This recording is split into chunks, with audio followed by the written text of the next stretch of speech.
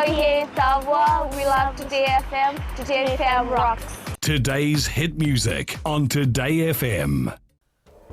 In this bulletin, abuse against students will not be tolerated. 3 granted bail in bus driver's death. And 172 Fijians prepare for seasonal work. From the studios of FBC Suva, Atera Lendua. Education Minister Rosie Akbar has reaffirmed there is no room in her ministry for any teacher or school head who abuses students. It's alleged that 4 students of Queen Victoria School in Tailevu were stripped naked and had chili rubbed on their mouth and private parts. It's also believed the disciplinary action was on the orders of the assistant principal after the pupils left school without permission. The Education Minister today says any form of abuse against children will not be condoned. There's no place for such officers. Whether you're a head of school, whether you're a teacher, if you conduct or if you impose any inhumane treatment on our children in schools, the door is open. You are out of this ministry in seconds. 3 men alleged to have assaulted a Nosori bus driver, resulting in his death, have been granted bail by the Suva High Court. Mikaele Laoniale Chosateki Rokondakunivosa and Isikeli Langimbalavu appeared in court today. The state said that they did not object to bail as they do not have any domestic relation with the deceased and are residing at different places. The matter has been adjourned to November 30th. The alleged incident occurred on October 3rd at the Nosori bus stand when the 3 were alleged to have assaulted Subhash Chand. Christmas came early for 7 families in Narikoso, Ono and Kandavu as they were given keys to their new homes yesterday. The families were the first batch to be relocated to the new village site following the effects of climate change faced by them every day. The $1.2 million project was co-funded by the government, the European Union and GIZ. While commissioning the new village site, Prime Minister Borenke Bainimarama highlighted the government will not only help address the climate crisis, they will also ensure that Narikoso villages are sustainable. It is a holistic and integrated approach to unemployment and economic development that supports the energies and initiatives of the people, and it is done with support of the private sector and civil society. Around 172 Fijians will now be able to provide for their family needs during these difficult times. They have been given employment opportunities through the Wubale partnership with Australia. Minister for Employment Parveen Kumar says the pandemic has impacted many Fijians, including the labor force, and this window of opportunity in these challenging times is a blessing. The selected candidates will leave for Australia next Wednesday. You will be leaving our shores soon.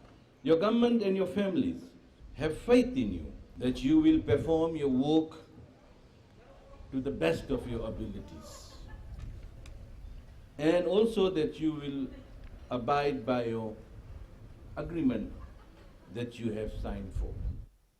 The Fiji Ports Corporation Limited's effort to reduce energy consumption in the past 4 years has resulted in an annual reduction of 62 tons of greenhouse gas emission.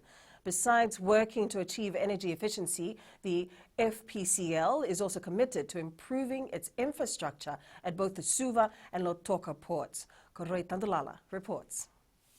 The FPCL continues to emphasize on managing both hazardous and non-hazardous waste generated by Fiji ports. Initiative resulted in installation of an electric incinerator at a cost of more than 600,000 Fiji dollars, replacing an oil-fired incinerator that had harmful emissions. The company is also working with the Fijian government and the Asian Development Bank in conducting a feasibility study on the relocation of the existing Suva port. This is a critical project, a critical deliverable to build confidence in the Fijian economy that is working towards a recovery in the post-COVID period. FPCL has allocated over 9 million Fiji dollars for the rehabilitation of wharves in both Suva and Lautoka ports, after conducting an extensive condition assessment of all our wharves. This rehabilitation work will be carried out over a couple of years, starting from 2020 this year till 2022. The FPCL board chair says this is a critical project to fulfill their vision of becoming a smart green gateway for trade in the Pacific. Corita Ndulala, FBC News. The Hot Bread Kitchen opened its refurbished outlet in Damode City, Lodhala Bay, Suva today.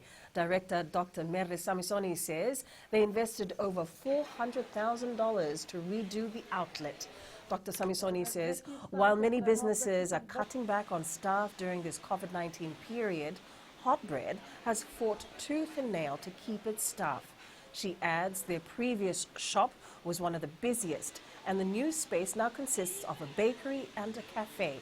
The renovation took 2 months, and during this period, a caravan was being used as the temporary outlet.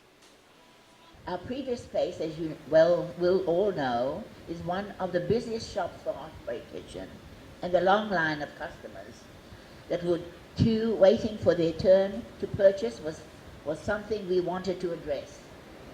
Naturally, when the shop space became available, we grabbed it and decided to give our customers an improved shopping experience.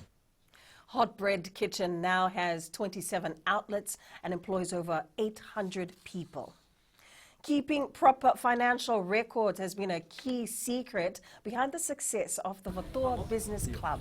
Chair Netani Ndauwere says managing the business was challenging at first with minimal financial literacy or experience. However, self-determination and honesty kept him going. He adds the canteen has been in operation for the past 50 years, serving about 120 Vatoa villages. It has been a challenging journey, ensuring that the business stays afloat, especially during these trying times. The canteen has brought relief to the villagers as they don't have to waste money to travel and buy items from shops in neighboring islands. Up ahead, Fijiana 15's drawn in tough pool. And Sims signs for England-based Hull KR.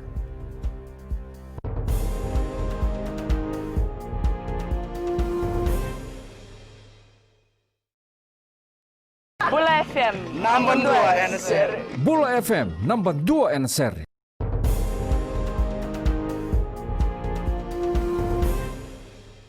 The Fijiana 15's team has been drawn in a tough pool for the 2021 Women's World Cup. Fiji is in Pool C and will play 2017 runners-up England, France and South Africa. The draw was conducted in New Zealand by Prime Minister Jacinda Ardern this morning. Karalani Tavi has the details. Being drawn in the same pool with some of the top teams in women's rugby will be a challenge for the Fijiana side. I was very happy, I was very relaxed to be amongst some of the top teams in the world, especially England was the runner-up, first runner-up in the last World Cup, and France, and then South Africa. So I'm really excited. With growing interest from overseas players to join the squad, head coach Senirusi Seruvakula says the pressure is on local players to step up.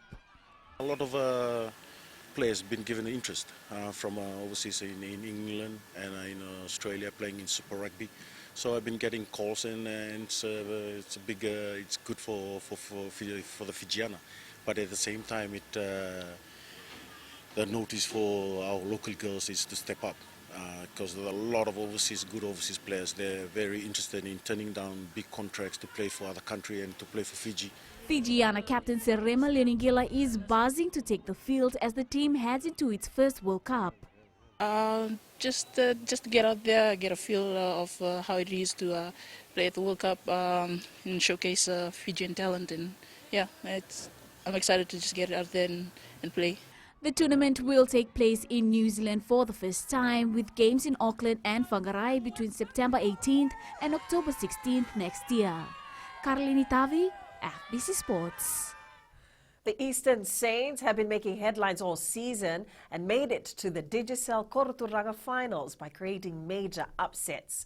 The Sermayambai coached side is set to face Freshet Navy White in the final at Albert Park, Suva tomorrow. Eastern Saints captain Apinisa Melolebu says it was a team effort that got them to the final in their first year of the Suva Rugby Union competition. We wouldn't know that we'll reach this far, and I would like to thank the boys for the effort from the starting of the journey up till today. Challenges was financial challenges and going up team in Korturanga Championship and during training. Yeah. Football fans in Labasa can expect a highly competitive Fiji Fact tournament that is set to kick off at Subrails Park on Wednesday. National coach Fleming Sheretslev is impressed with the performance of the various teams throughout the season and anticipates competition will go a level up in the last tournament of the year. Sheretslev says a lot has changed, especially how coaches are mapping their game plans. There has been an increase in the performance of the players during the season. To be honest, I was a bit shocked when I watched the first matches here in February because, in my opinion, the level was not actually what I had expected. But coming into, for example, the Battle of Giants, the IDC, for sure the level has raised.